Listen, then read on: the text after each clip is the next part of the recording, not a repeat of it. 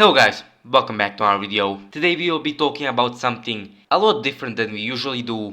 This is something extraordinary and something very different from what we, really do. This is a Call of War roleplay and the whole idea of it. We've been working on it for a few days and the whole reason it has come to mind is I had an idea of this kind of thing. And I also made a Discord a few days ago, and with people joining, I shared my idea, and we just expanded on that, and did a bunch of stuff. Basically, made the idea, and we are preparing to play it on the 28th. That's the first game we're gonna play it.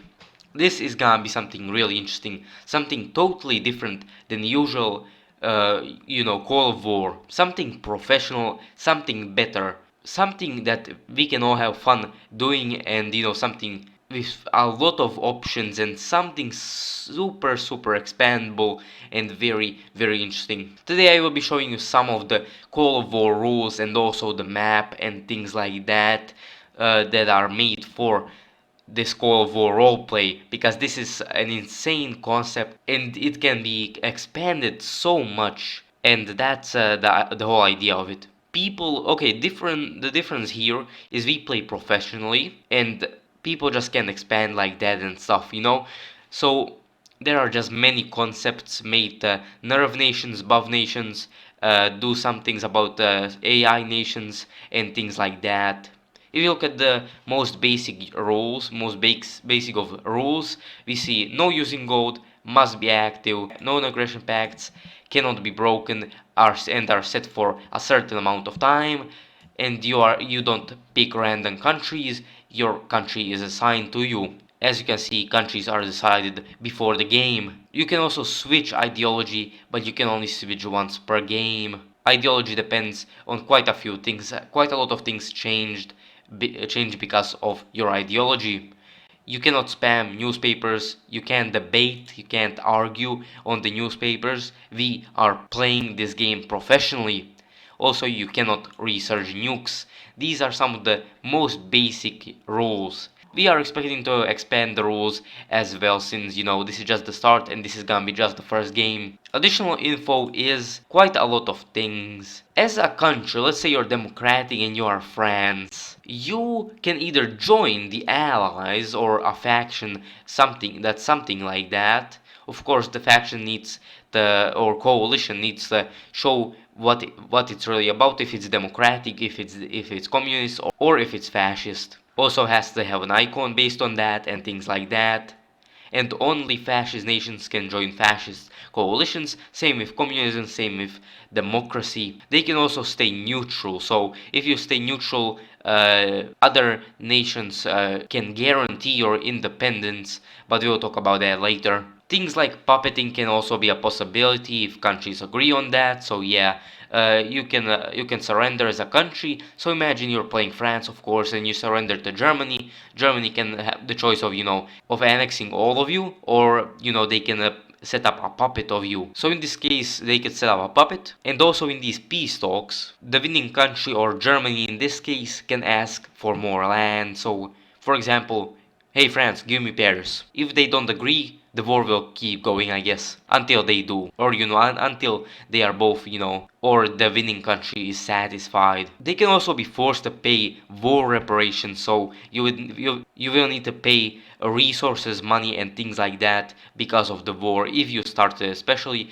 and if you didn't, maybe even like that. And as you can see, if this is not agreed by the losing country, then the winning country can either keep invading or leave it and accept the current conditions. There are things like trade pacts. Trade pacts are available for all countries that are not fascists. So they can be formed between other countries, mostly allies, to actively trade between each other at a reliable and very good price. So we can benefit basically everybody. This price will basically not change depending on the current situation of the selling country. So we're talking about how many resources they have. They will, the price will not change. The only thing that will change is how much they can sell it. Also, it will not be affected by the market. So yeah, Also, if you are planning an invasion of a country that is controlled by a player, you have to announce it in the newspapers at least 2 hours before you invade. This is like a hardwiring justify war goal mechanic, so the country can get prepared in case this happens, you know? So yeah, ideologies. So there are well, really four ideologies, but kind of three. Three are the really main ones, if you will. So the first one is democracy.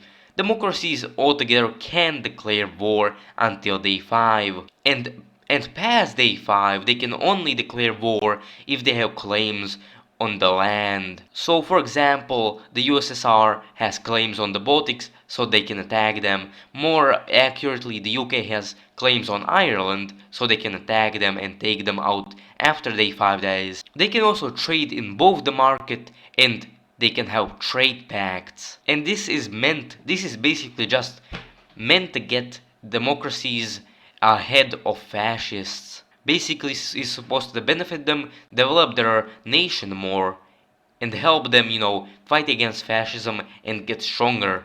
While fascism can declare wars freely without claims or reasons at all, so they can just go around declaring war whenever they want. They cannot trade through the market or have trade pacts unless the trade is between fascist nations. So Germany and Italy, and that's basically it, and possibly Spain, but we'll talk about Spain a little later. Communism.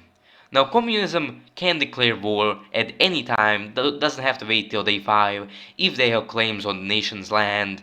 So, for example, the Soviet Union can declare war on the Baltics or on Poland to get Eastern Poland. They can also trade in the trade pact and in the market as well. Now, the whole mechanic of fascists not being able to trade through the market and in trade pacts is for like Germany, not is for like Germany, which has a smaller economy than the Soviet Union, to not be able to buy more oil so they can build more tanks and stuff like that. This is also realistic, but this also makes sure that later in the game the Soviets are gonna be much stronger than Germany. So if Germany is bottlenecked by their oil, they can't do anything about it. So they are either fucked or this demands extensive planning to make sure that you have enough oil and everything. That's why it will be harder to play fascist nations.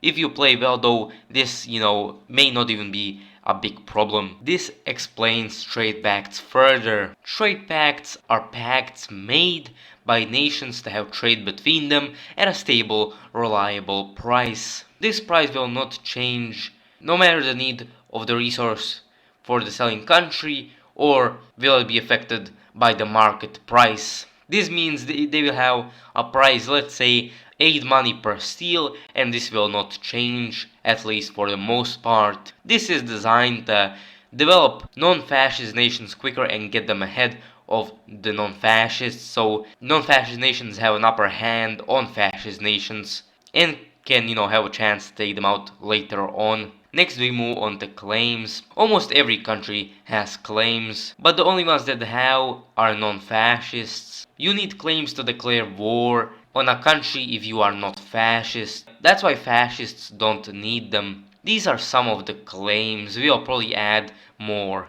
The UK has claims on Ireland, Spain has claims on Portugal and Cuba, France has a claim on Belgium, Yugoslavia has a claim on Bulgaria, Turkey has a claim on all of Arabia, which is Iraq, Saudi Arabia, and French UK Middle East, without Egypt that is. Sweden has claims on Denmark, Norway, and Finland. The USA has claims on Greenland, the USSR has claims on the Baltics, Eastern Poland, and Finland, as well as Bessarabia, which they will probably split with Germany into 2 parts, which is Bessarabia, and the rest of Romania, which will go to Germany, as they were a part of the Axis. There will also be formable nations. Reforming nations will be a possibility in these games. Reforming these nations can give you some claims on other territories. One of these reformable nations is the Russian Empire, which will give them claims on all of Poland other than Danzig and Poznan. And there is another one, which is the French Empire.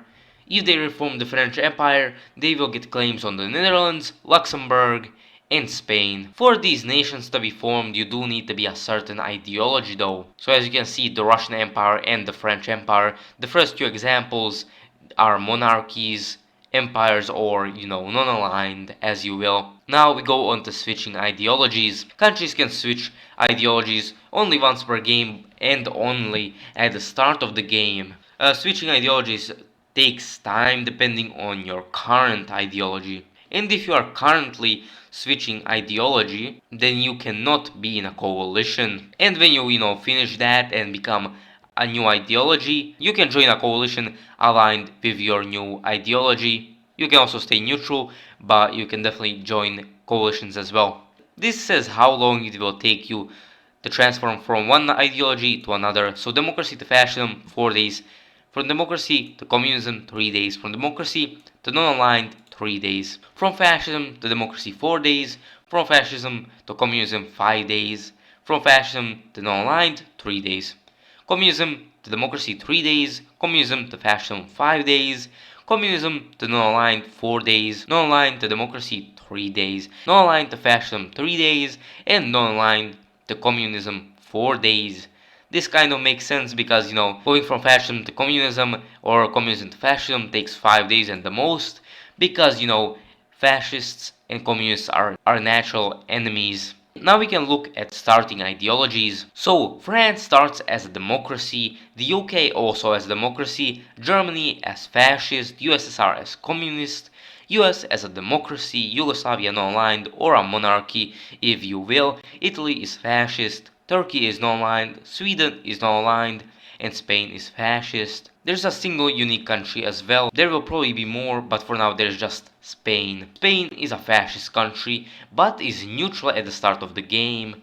They can also stop being neutral at day 5 and attack other countries. But even before day 5 and with being neutral, they can still attack Portugal and Cuba because they have claims on them and they are AI. And also while Spain is neutral, they can also trade through the market and through trade pacts. Also something you should know is the way trade is gonna be reinforced.